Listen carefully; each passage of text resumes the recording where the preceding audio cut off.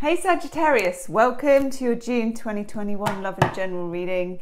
I am Gemstone Tarot. This is for Sagittarius, Sun, Moon, Rising, Venus, cross watchers. Everybody is welcome. Okay. If this resonates, there will be an extended reading to this and we will channel, dig and see what's going on the other side of the equation, how your person feels about you, if there are any secrets you need to know, any obstacles, etc. So if this reading hits the spot, that link will be in the description box below. Okay, using the Rider-Waite for you. Ace of Cups and the Eight of Wands in the shuffle. Very nice. Ace of Cups again and the Two of Pentacles in the shuffle.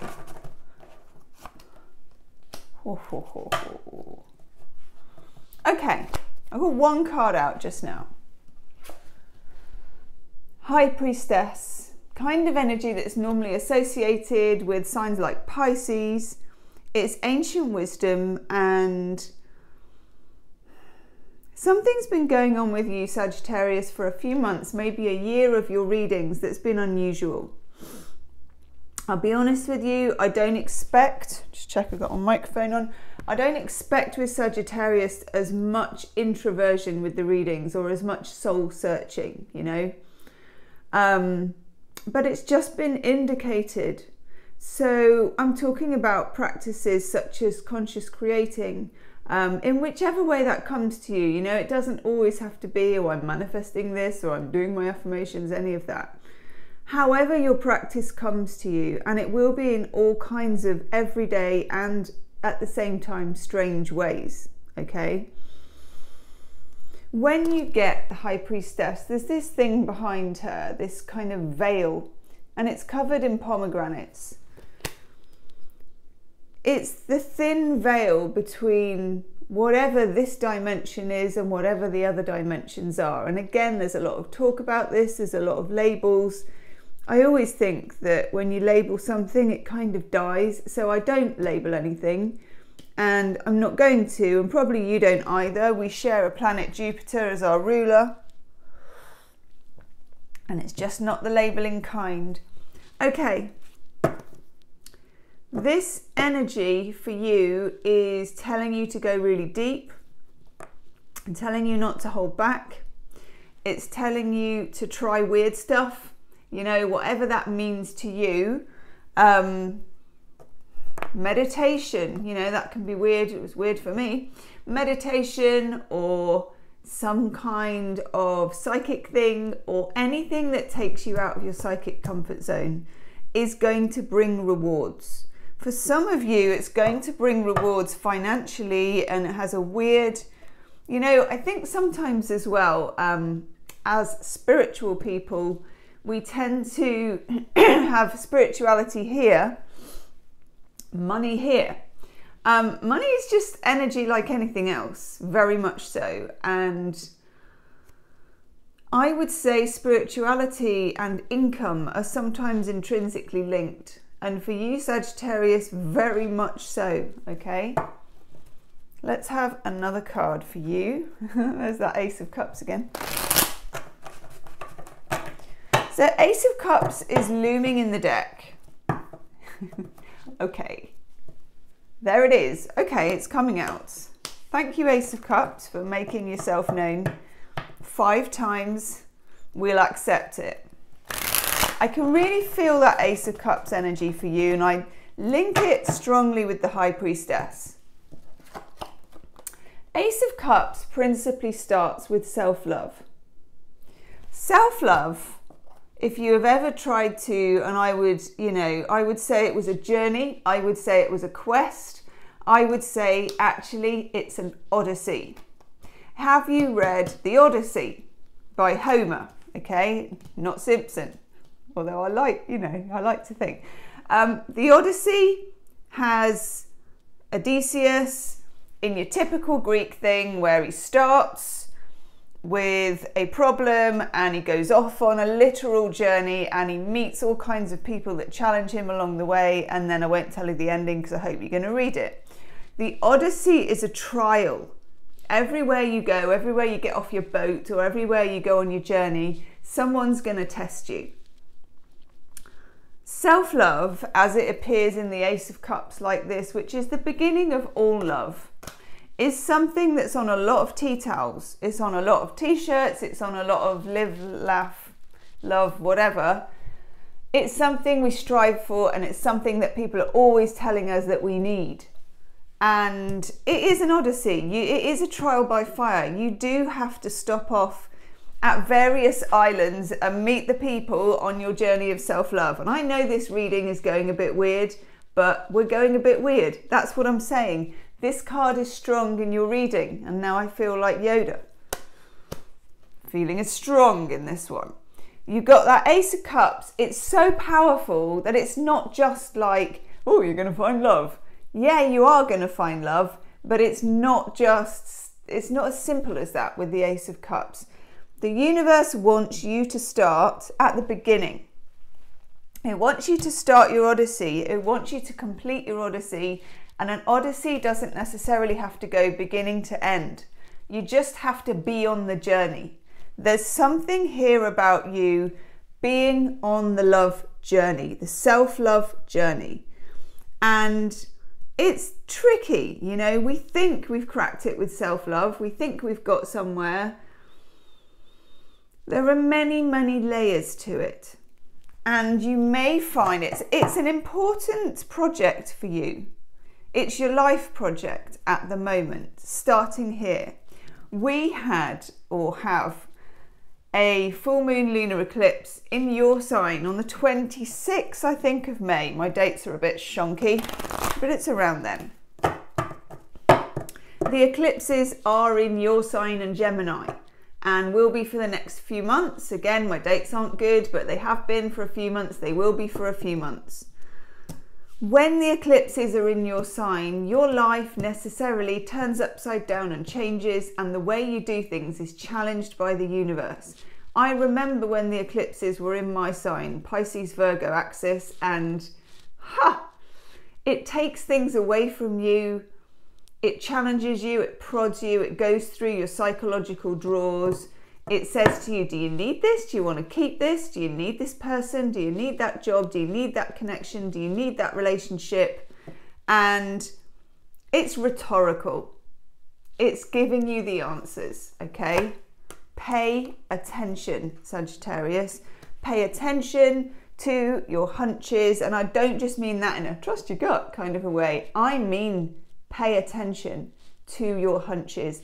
The weirder, the better. Whether it's a song snippet, an idea, a dream, a vision, however it comes to you, it doesn't matter. It's part of your self-love journey. Page of Pentacles, Mr. Snore. It's the card of patience, diligence, playing the long game. This will pay off. I know, Sagittarians don't like that necessarily, but you're better at it than you think. Pisceans are the same. Because of Jupiter, and you're ruled by Jupiter, it's a bit of, makes you good at parties, makes you good at living in the moment. But it can lack some of Saturn's qualities, sticking to things, seeing it through, playing the long game. Okay. Your life, and maybe it starts in June, and maybe it already started. I think probably a few months. I think, to be honest, it started about 6 months to a year ago. Your life is changing. Oh my God. The cards I'm pulling as I'm talking to you. Crumbs. Crumbs. Okay. It's giving me a little shivery goosebump. Your life is changing and the universe likes it and it wants you to be on board. Okay. Tower and the Devil, as I said that. The Tower and the Devil together is what have you not acknowledged in your life that restricts you, that is false, that is protecting you, but is not actually protecting you. And the universe says, okay, we are going to apply some external pressure. We're going to tweak this bit, we're going to try this bit, we're going to shuffle through that bit, we're going to find the weaknesses, and they are going to generate self-love for you. And that self-love is going to get you where you want and what you want. And I'll tell you why. You got the Two of Cups. And I'm not surprised. Venus in Cancer, the Ace of Cups starts to double. Things start to happen. You don't need particularly to make anything specific happen or hope for anything specific or even kind of lead with anything specific. If you can do this High Priestess work, if you can literally go within, and I mean go within, you know, we all think I'm going to go within. Really, when you do that practice, sometimes where you're seeing through your third eye, where you're not seeing out of your human eyes, but you're seeing the world in the strange internal landscape that we all have, when you get rich into that practice, this is so abundant for you, but you will also have some demons. There will be some demons. For some of you, those demons come in the form of toxic people. That's what the Tower wants to throw out. For others of you, the demons will be childhood demons because we've got the Devil. We also have here the Ten of Wands. And this is good because the Ten of Wands, it's a fire sign card. I think it's Saturn in Sagittarius, actually. I haven't got my smelly book here, but I'm pretty certain it's Saturn in Sagittarius. When you get the Ten of Wands, it is the universe tipping you to a surrender point. Doesn't feel great, but it's what happens when you've got the eclipses in your sign. Your relationships, it's like when an electrician comes because you've got a fault and they go through all the circuits in your house. I've had this recently, and they test each one for a weakness, for a frayed wire, for a loose connection, for whatever it is, and then they isolate it and they fix it. Universe is going to push and prod and load on you until, not until you snap and break, because you are going to practice the self-love and the High Priestess. And if you're going with this energy, it's so much more healthy than if you're trying to resist it, okay? But the universe says to you, I'm going to pile this on until you drop this burden, this person, this relationship, this job, this extra work, whatever it is. And good. It's jettisoning. Is that the word for when you're in a boat and you've got the heavy stuff and you've got to throw it overboard? Six of Swords. Jettison the cargo. Get rid of the baggage that you don't need. Save yourself, not everybody else. Six of Swords. Expect help from a significant person. There is always a ferryman in the Six of Swords. This can take the form of many things. Someone throwing you a lifeline, someone headhunting you, someone advising you, someone caring about you and helping you. You are moving from some choppy, stormy, towery, eclipsy stuff slowly into calmer, more integrated, more Ace of Cups, more fertile stuff. Okay. The Fool. New beginnings, but not quite yet. Okay. It's in the offing. It's part of the deal. It's what you get. It's like when you have Saturn in your sign. You get that for about 18 months to 2 years. God, it's a ball ache. I can't be more delicate about it. Okay, so I'm not going to be. But when you climb out the other side, it's like finally the sun shines on your cheek and you're, woohoo! This is what it's like to have some measure of luck and the wind behind me. This is what happens when you crawl out of eclipse season. The Fool. A new beginning for you.